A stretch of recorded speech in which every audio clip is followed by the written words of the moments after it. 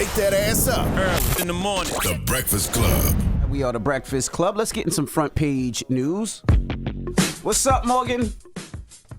Hey, y'all. Hey, so, a lot happened yesterday, so let's recap that. And y'all bear with me, okay? Because like I said, it was a lot. The U.S. confirmed Iran attacked an American airbase in Qatar. There were no casualties in that attack at the Al Udeid airbase, where thousands of troops are stationed. Now, Iranian state TV says the country launched the same number of missiles against the base that the U.S. launched against its nuclear facilities over the weekend. And Iran reportedly warned Qatar ahead of the attack, leading many to speculate that the conflict could be coming to an end or that it could be over. Now, Qatar said they also reserve the right to respond to Iran in that attack. Now, President Trump called Iran's missile launch against the American airbase a weak response, posting there have been 14 missiles fired, 13 were knocked down, and one was set free because it was headed in a non-threatening direction. Now, Trump went on to say he hopes Iran can now proceed with peace and harmony in the region, and the president thanked Iran for giving the U.S. early notice of the attack. Now, shortly after that, President Trump claimed that Israel and Iran have agreed to a ceasefire. Now, Trump posted there will be a complete and total ceasefire, adding this is an official end to the 12-day war, and it will be saluted by the world. He went on to say, God bless America, God bless Israel, God bless Iran, the Middle East, and God bless the world. Now, Vice President Vance, he confirmed the news of that ceasefire last night, and he spoke on what's next. Let's take a listen to his comments. Iran was very close to having a nuclear weapon. Now, Iran is incapable of building a nuclear weapon with the equipment they have because we destroyed it. We have to talk to Iran and, of course, to Israel about what the future holds, because while we have obliterated the Iranian nuclear program, our hope and our expectation is that they're not going to try to rebuild that program. And I think that's what the president is really trying to figure out here. And he also went on to say that the president is also trying to figure out, and make sure that Americans in the Middle East region are safe. Now, meanwhile, last night, in a stark contrast, Iran's supreme leader, Ayatollah Ali Khamenei, he posted on X that they did not attack anyone. He denied the attack. He says, and we do not accept anyone's attack. We will not surrender to anyone's attack. And this is the logic of the Iranian nation. At the same time, Iran's foreign minister says his country has not agreed to a ceasefire that's been announced by President Trump. Abbas Araghchi posted on X, as of now, there is no agreement on any ceasefire or cessation of military operations. However, he said if Israel stops what he called illegal aggression against the Iranian people by early Tuesday morning, which is now surpassed, for them, it's Tuesday after, it's headed towards the afternoon now, then Iran had no intention of continuing its response. Now, the foreign minister went on to say that Iran will decide later whether to approve taking in the agreement. Meanwhile, Israel Defense Forces said sirens were sounding early Tuesday morning in Israel because of missiles launched by Iran. Now Iran is claiming that now Israel is claiming the terms of that ceasefire that we claimed was in place. Israel is claiming that the terms of the ceasefire has already been violated. All this while we were sleeping, y'all. In making the initial announcement, Prime Minister Benjamin Netanyahu thanked the United States for its help in going after Iran's nuclear facilities and said that the goal of eliminating Iran's nuclear and ballistic missile threat have been achieved.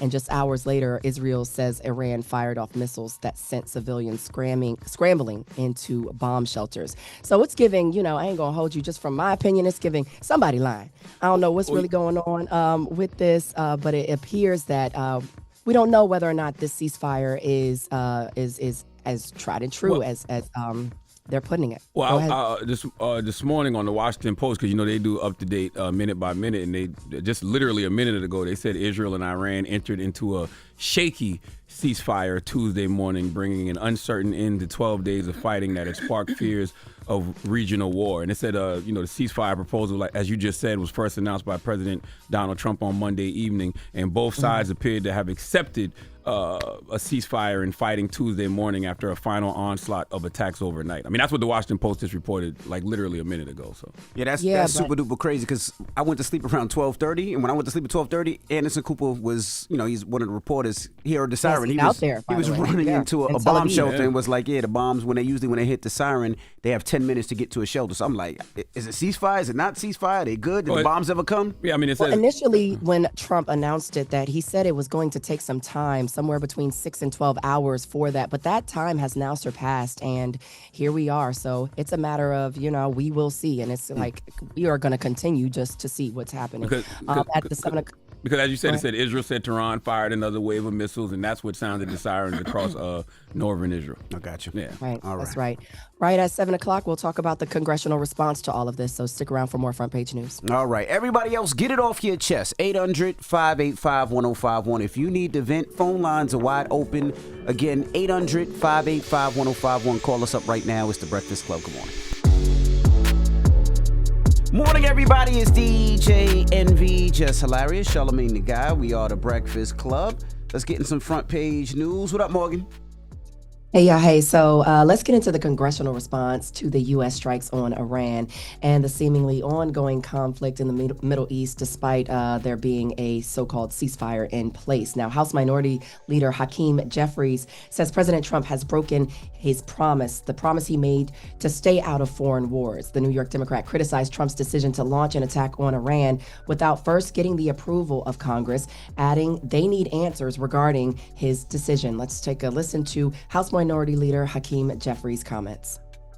The use of military force, which is offensive in nature, must be approved by the House and the Senate.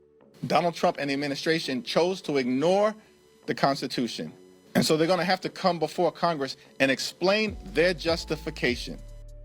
Now, I want to say that right there is the right messaging. I'll give props where props is due. All that he didn't, get congressional approval, that's foolishness because plenty of presidents haven't gotten congressional approval. But saying that he broke campaign promises and reminding people that he said no war, that he would end wars, but yet he's starting yet another one using your taxpayer dollars to start another one, that's the right messaging. Yeah, well, Jeffries said the move goes against the Constitution. He added that while everyone agrees that Iran essentially cannot have the nuclear weapon, but he says the Trump administration chose to intentionally ignore the aggressive diplomacy that was available.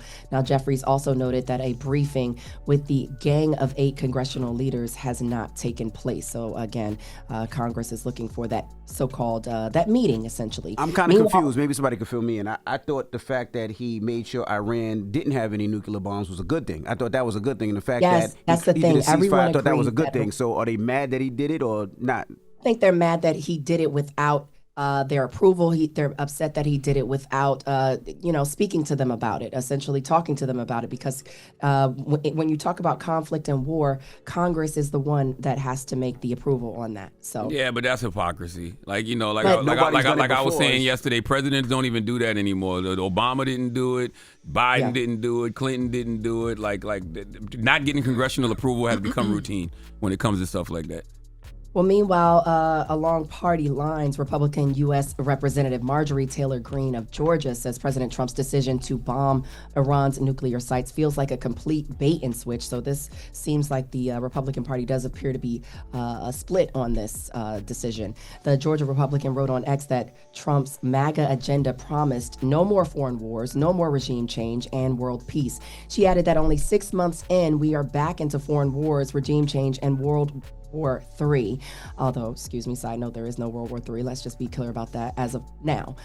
So Greene went on to say that it feels like a complete bait and switch to the neocons, warmongers, and military-industrial complex. Of course, hours later, Trump announced that Iran and Israel have agreed to a ceasefire, which appears to be shaky at this moment. And of course, you guys are in New York, so New York remains on high alert. I'm sure DC as well, where I am, and LA has also been named. But New York remains on high alert after Iran launched those missiles at the U.S. Air Base in Qatar yesterday. Now, New York Governor Kathy Hochul says although there's no credible threat to the state right now, the state is taking all the necessary steps to protect New York from possible retaliation closer to home, saying that, New York is no stranger to this and that they've been here before. So let's take a listen to New York Governor Kathy Kathy Hochul's comments. We are a place that has been attacked before. We are the financial capital of the world, the head of the cultural center for our country and indeed the world as well. They have family members in the Middle East, religious groups, whether it's the Jewish or Muslim communities. We have the largest groups in the state of New York of anywhere in the country. And we're going to continue letting them know we'll defend and fight against hate crimes. So she went on to say that all state agencies, including the Thruway Authority, the DOT, and the MTA, airports and utilities are on high alert, adding that bridges, tunnels, and passenger lines are also being protected. Hochul went on to say that she knows there are people that are scared in New York, particularly those with loved ones in the Middle East and those of the Jewish and Muslim faiths. Patrols have also been boosted at houses of worship because of these conflicts. Now, today... Hey, man, I don't like when they do that, though. I understand, why, Jewish people or, Muslims would feel, afraid. But we all got a sense of anxiety. Like we all here in New York City. When them planes crashed into the towers, they didn't care who was in there, what their race was, what their gender was, religion, or anything like that. So like we all, have a sense of anxiety. But I will say, hey man, there's nothing you can do about it. I give all praises due to God. I believe in God, and I mean, I think we'll be okay. But if not, then that's God's will too. That's your time. I ain't gonna lie. I was at the Capitol yesterday in the office, and when the strikes happened, and I was like, oh yeah, let me get out of here. But today, President Trump is attending the NATO summit in the Netherlands. The conflict between Iran and Israel, as well as the Russia-Ukraine war, are expected to be the summit's leading issues. Now, the high-stakes meeting comes right after there appears to be this ceasefire or shaky ceasefire, so-called ceasefire on the table announced by President Trump. And in case you missed it, I think this is very important news before I go. Not relative to all this conflict, but still very, very interesting on the home front. The Supreme Court is allowing the Trump administration to deport convicted criminals to so-called third countries, even if they have no connection to the nation. Convicted criminals. I did not say anything about migrants, immigrants, just convicted criminals. So places like South Sudan and Venezuela are included on this list. And this puts a hold on a federal judge's ruling that said that those being deported should have a chance to bring claims that they would be at risk for persecution or death if sent to another country. All three liberal judges on the court dissented. So when you say convicted criminals, like if I say if I was born and raised in Detroit, Michigan, say it. And I commit. I'm asking. I don't know. And I commit a crime. No, that's what I'm talking about. It's convicted criminals. That's what I'm saying. We're not talking about migrants or someone who immigrated here and they did something. We're talking about. Crazy. He did say homegrowns are next, didn't he? Let's listen to the president when he speaks, okay? Because he's not playing. The Supreme Court is allowing the Trump administration to deport convicted criminals to third-party country. Hear me out. It depends on what you did. Depending on the crime. But where you gonna send them? I don't care. Depending on the crime. If you do a crime that's so heinous, let's say you go and you kill 7, 8-year-olds or rape a child. The mass shootings, right? Like the mass shootings, the school shootings. I could care less where they send you. Where you gonna put them? You gonna drop them in? I could Iran? care. Hey, I could care less. He don't care. I don't care. If you walk into a school and you kill 8, 7-year-olds, 8-year-olds, I'm gonna be honest with you. I don't care where they send you. I hope that would be a deterrent. I agree. Hey, they gonna send your stupid ass to El Salvador now. I agree. You know what I'm saying? But a trip you don't want, right? What happens if you don't do it and they say you did it and they send your ass to there? That's different. Well, you see what I'm saying? Yeah, but as long as you got proof, but you can say that with a bunch of things, doubt. though. You can say that with the death penalty. You can say that with a bunch of different things. As long as you got proof without doubt, I'm not mad at you. If you, you want to do a mass murder, I got to hear more because this is the first time I'm hearing of this, Morgan. I got to read more on it. Yeah, but just based off what you just said on the face, right? It depends on what you did. You ain't too mad about it, huh? No. But only people that do crimes will be mad at it. But yeah, like you said, you want to kill a bunch of kids, you want to do a mass shooting, I ain't mad at you. Yeah, let's just hope we don't make any mistakes on this one, but yeah. All right, y'all, that's your front page news. I'm Morgan Wood. Y'all can follow me on socials at Morgan Media, MorgynMedia. And for more news coverage, follow at Black Information Network. Download the free iHeartRadio app and visit us at BINnews.com. Thank y'all so much. Have a great day. All right. Morgan. Wake that ass up. Early in the morning. The Breakfast Club.